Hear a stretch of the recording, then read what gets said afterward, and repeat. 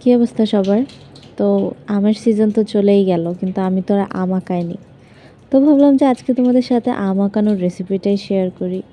I mean টিউটোরিয়ালটা share করি। তো আম তো একদমই সহজ, এটা শিখানোর মতো কিছু নেই। তো তোমাদের রং করাটা দেখাই। আমার স্কেচ করা প্রায় শেষ।